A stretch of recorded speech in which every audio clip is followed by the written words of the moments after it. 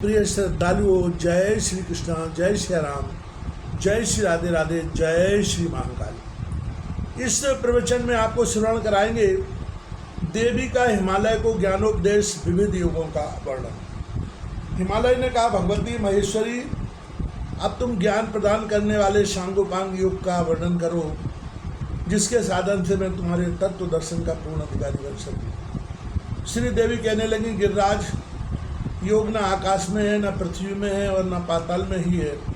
योग के विशारद लोग कहते हैं कि जीव और आत्मा की जो एकता है वही योग है। निष्पाप हिमालय उस योग में विघ्न करने वाले 6 दोष हैं। उनके नाम है काम, क्रोध, लोभ, मोह, मद और मत्सर। अतएव योगी साधक योग के अंगों के द्वारा उन विघ्नों का उच्छेद करके योग में सफलता प्राप्त करें। योग के वे 8 अंग हैं: यम, नियम, आसन, प्राणायाम, प्रत्याहार, धारणा, ध्यान और समाधि। योग साधकों को इनका साधन अवश्य करना चाहिए। यम 10 कहे गए हैं: अहिंसा, सत्य, अस्तेय, ब्रह्मचर्य, दया, सरलता, क्षमा, धृति, परिमित आहार और पवित्रता। पर्वतराज, मेरे द्वारा नियम भी 10 बतलाए गए हैं: तप, संतोष, आस्तिक भाव, दान, देवताओं का पूजन, शास्त्र सिद्धांत का श्रवण, बुरे कामों में लज्जा, सद्बुद्धि, जप और हवन। पद्मासन, स्वास्तिकासन, भद्रासन, वज्रासन और वीरासन, क्रमशः ये 5 आसन बतलाए गए हैं। दोनों पैरों के दोनों तलुओं को जांघों पर रखें, हाथों को पीठ की ओर ले जाकर दाहिने हाथ से दाहिने पैर के अंगूठे को और बाएं हाथ से बाएं पैर के अंगूठे को पकड़ें। योगियों के हृदय में प्रसन्नता उत्पन्न करने वाला यह पद्मासन बतलाया गया है। जांघ और घुटनों के बीच में पैर के तलुओं को अच्छी तरह रखकर शरीर को सीधा रखकर बैठ जाने को योगी स्वस्तिकासन कहते हैं। अंडकोश की शिरा के नीचे सीमेन के दोनों ओर दोनों एड़ियों को अच्छी तरह रखकर तथा अंडकोश के नीचे रखे दोनों पैरों को हाथों से पकड़कर बैठने का नाम योगियों ने भद्रासन बतलाया है। योगीगण इस आसन का विशेष आदर करते हैं। दोनों पैर क्रम से दोनों जांघों पर रखकर दोनों घुटनों के निचले भाग में अंगुली रखकर दोनों हाथ स्थापन करके बैठने को वज्रासन कहा गया है। और योगीजन एक जांघ के नीचे एक पैर को और दूसरे जांघ के नीचे दूसरे पैर को रखकर शरीर को सीधा रखकर बैठते हैं, उसे वीरासन कहते हैं। योगी 16 मात्रा से अर्थात 16 प्रणव का उच्चारण कर सकें। इतने समय में इड़ा बाई नासिका के द्वारा बाहर की वायु को खींचें। यह पूरक प्राणायाम है। फिर इस पूरित वायु को 64 बार प्रणव का उच्चारण करने में जितना समय लगे उतने समय तक सुषुम्ना में रोके रखें। इसे कुंभक प्राणायाम कहते हैं। तदनंतर 32 बार प्रणव के उच्चारण में जितना समय लगे उतने समय में धीरे धीरे पिंगला दक्षिण नासिका के द्वारा उसको बाहर निकालें। इसको रेचक प्राणायाम कहा जाता है। योग शास्त्र के जानकार पुरुष इसको प्राणायाम कहते हैं। इस प्रकार पुनः पुनः बाहर की वायु को लेकर पूरक, कुंभक और रेचक प्राणायाम का अभ्यास करें और क्रमशः मात्रा प्रणव के उच्चारण का समय बढ़ाते रहें। इस प्रकार का प्राणायाम पहले 12 बार, तदनंतर 16 बार और फिर क्रमशः और भी अधिक बार करें। प्राणायाम 2 प्रकार के होते हैं, सगर्भ और विगर्भ। जो इष्ट के जप ध्यानादि से युक्त होता है उसे ज्ञानी जन सगर्भ कहते हैं और जप ध्यानादि से रहित प्राणायाम को विगर्भ जानना चाहिए। इस प्रकार प्राणायाम का अभ्यास करते समय शरीर में पसीना आ जाए तो उसे अधम कंप उत्पन्न होने पर उसे मध्यम और भूमि त्याग पृथ्वी से ऊपर उठ जाने को उत्तम प्राणायाम कहते हैं। जब तक उत्तम प्राणायाम तक न पहुँच जाएँ तब तक अभ्यास करते रहना चाहिए। इंद्रियां स्वच्छंद रूप से अपने विषयों में विचरती रहती हैं। उनको बलपूर्वक विषयों से हटाने का नाम प्रत्याहार है। अंगूठे, एड़ी, घुटने, जांघ, गुदा, लिंग, नाभि, हृदय, ग्रीवा, कंठ, भूग्रंथ, भौं के बीच और मस्तक, इन 12 स्थानों में प्राणवायु को विधिपूर्वक धारण किए रखने को धारणा कहा जाता है। मन को चेतन आत्मा में समाहित करके उसमें अपने अभीष्ट देवता का ध्यान करने को ध्यान कहा गया है तथा जीवात्मा और परमात्मा में नित्य समत्व भाव दोनों के एक को मुनियों ने समाधि बतलाया है। यह अष्टांग योग कहा गया है। अब तुम्हारे लिए मैं श्रेष्ठ मंत्र योग का वर्णन करती हूँ। पर्वतराज, इस पंचभूतात्मक शरीर को पिंड ब्रह्मांड की उक्ति के अनुसार विश्व कहा जाता है। चंद्र, सूर्य और अग्नि के तेज से युक्त होने पर इड़ा, पिंगला, सुषुम्ना में योग साधन से जीव ब्रह्म की एकता होती है। इस शरीर में 3.5 करोड़ नाड़ियाँ हैं। उनमें 10 मुख्य हैं एवं उन 10 में भी 3 को सबसे मुख्य बतलाया गया है। ये मेरुदंड में चंद्र, सूर्य और अग्नि रूपा होकर रहती हैं। बाई और श्वेत वर्ण चंद्रूपणी इड़ा नाम की नाड़ी स्थित है।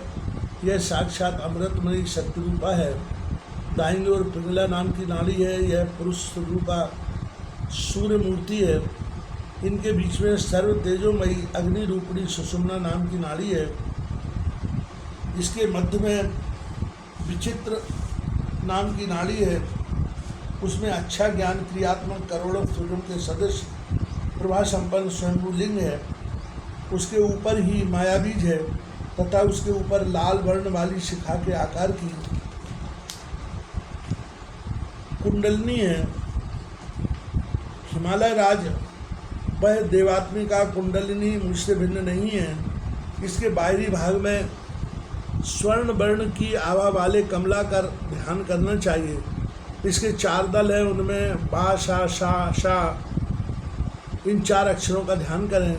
यह मूलाधार चक्र है। इसके ऊपर षटकोण 6 कोनों वाले कमल का ध्यान करें। यह अग्नि के सदृश दलों से युक्त हीरे के समान चमकदार है।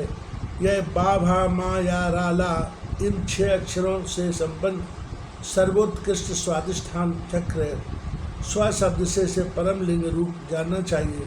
इसके ऊपर नाभि देश में महान प्रभा से युक्त मेघ तथा बिजली के समान कांति वाला मणिपूरक नामक अत्यंत तेजोमय चक्र है। मणि के सदस्य प्रभा होने से इसे मणिपद्म भी कहते हैं। यह 10 दलों से युक्त है और ढा, ढा, णा, ता, था, दा, धा, ना, पा, हा, इन 10 अक्षरों से समन्वित है। यह कमल विष्णु के द्वारा अधिष्ठित होने के कारण विष्णु के दर्शन का साधन है। इसके ऊपर सूर्य के समान प्रभा से संपन्न अनाहत चक्र है। यह का, खा, गा, घा, अंगा, चा, छा, जा, जा, टा, ठा, इन 12 अक्षरों से युक्त है। इसके मध्य में 10,000 सूर्यों के समान प्रभाव वाला बाणलिंग विराजित है। किसी भी आघात के बिना इसमें शब्द होता है। इससे इस शब्द ब्रह्ममय चक्र को मुनिगण अनाहत कहते हैं। यह चक्र आनंद सदन है और इसमें परम पुरुष अधिष्ठित है। इसके ऊपर विशुद्ध नामक 16 दलों से युक्त कमल है। यह आ, ई, उ, र, ल, ए, ओ और अम, आहा, इन 16 स्वरों से संपन्न है। इसका प्रधान प्रभा से युक्त धूम्र वर्ण है। इसमें हंस स्वरूप परमात्मा के दर्शन से जीव विशुद्ध आत्मस्वरूप को प्राप्त हो जाता है। इसी से इसको विशुद्धात्मक चक्र कहा गया है। इस महान अद्भुत कमल को आकाश चक्र भी कहते हैं। इसके ऊपर परमात्मा का अधिष्ठान स्वरूप आज्ञा चक्र है। इसमें परमात्मा की आज्ञा का संक्रमण होता है। इससे इसको आज्ञा चक्र कहा जाता है। यह हाछा 2 अक्षरों से युक्त है और अत्यंत मनोहर है। इसके ऊपर कैलाश नामक चक्र है और उसके ऊपर रोहिणी चक्र है। सुवृत्त इस प्रकार आधार चक्रों का तुम्हारे सामने वर्णन किया गया। उसके और ऊपर सहस्त्रार चक्र है। यह बिंदु मूल परमात्मा का स्थान है। इसी से इसको शून्य चक्र कहते हैं। इसमें सहस्त्र दल हैं। यह संपूर्ण सर्वश्रेष्ठ योगमार्ग कहा गया है। अब क्या करना चाहिए सो बताती हूँ। पहले पूरक प्राणायाम के द्वारा आधार में मन लगावें। तदनंतर गुदा और मेड के बीच में उस वायु के द्वारा कुंडलिनी शक्ति को समेट कर उसे जागृत करें। फिर लिंग भेदन के द्वारा स्वयंभू लिंग से आरंभ करके चक्रों के द्वारा उस कुंडलिनी शक्ति को शून्य चक्र सहस्त्रार्थ तक ले जाएं। पश्चात उस पराशक्ति का सहस्त्रार्थ में स्थित परमेश्वर शंभु के साथ एक भाव से ध्यान करें। माँ शिव शक्ति के सम्मिलन से लाक्षा रस के सदस्य बहने वाले अमृत को लेकर योग में सिद्धि प्रदान करने वाली माया नाम की शक्ति को पान करावें। फिर उस अमृत धारा के द्वारा षट चक्रों में स्थित देवताओं को परितृप्त करें। तदनंतर उपर्युक्त मार्ग से ही साधक उस कुंडली शक्ति को मूलाधार तक वापस लौटा लाए। इस प्रकार जो साधक प्रतिदिन अभ्यास करते हैं उनके लिए पहले के दूषित समस्त मंत्र सिद्ध हो जाते हैं। इसमें कुछ भी अन्यथा नहीं है। इसी से साधक बुढ़ापा, मृत्यु आदि दुखों से युक्त बहुबंधन से छूट जाता है और उसे मुझ जगत जननी देवी में जो महान गुण है वे संपूर्ण गुण प्राप्त हो जाते हैं। इसमें कुछ भी संदेह नहीं है। तात इस प्रकार वायु के धारण करने का श्रेष्ठ योग तुमसे कहा गया है। अब तुम मेरे द्वारा सावधानी के साथ चित्त धारणा नामक योग सुनो। दिशा, काल और देश आदि के द्वारा अपरिच्छिन्न मेरे देवी स्वरूप में चित्त स्थिर करके तन्मय हो जाने पर बहुत शीघ्र जीव ब्रह्म के एकत्व का ज्ञान प्राप्त हो जाता है। कदाचित चित्त में मलदोष रहने के कारण शीघ्र सिद्धि न प्राप्त हो तो योगी साधक को अवयव योग के द्वारा अभ्यास करना चाहिए। पर्वतराज मेरे हस्त चरणादि मधुर मनोहर अंगों में चित्त को स्थिर करके एक एक अंग को जय पूर्ण रूप से अभ्यस्त करता हुआ फिर विशुद्ध चित्त से मेरे समग्र रूप में मन को स्थिर करें, मेरे समस्त स्वरूप का ध्यान करें। हिमालय जब तक मेरे स्वरूप में मन का लय न हो जाए तब तक इष्ट मंत्र का जप और हवन आदि करता रहे। मंत्राभ्यास योग के द्वारा ज्ञेय तत्व का ज्ञान हो जाता है। योग के बिना मंत्र की सिद्धि नहीं होती और मंत्र के बिना योग सिद्ध नहीं होता। अतः मंत्र और योग दोनों का समन्वय रूप अभ्यास ही ब्रह्म संसिद्धि में कारण है। जिस घर में अंधेरा छाया हुआ हो उसमें घड़ा दिखाई नहीं देता, परंतु दीपक जलाने पर वह दिखाई देने लगता है। इसी प्रकार माया से आवृत आत्मा भी मंत्र के द्वारा दृष्टिगोचर होने लगता है। पर्वतराज, इस समय मैंने समस्त अंगों के सहित सारी योग की विधि तुम्हें बतला दी है, पर यह विद्या अनुभवी गुरु के उपदेश से ही जानी जा सकती है। करोड़ों शास्त्रों के द्वारा इसकी उपलब्धि नहीं हो सकती। अतएव योग सिद्ध गुरुदेव की सन्निधि में रहकर इसका अभ्यास करना चाहिए।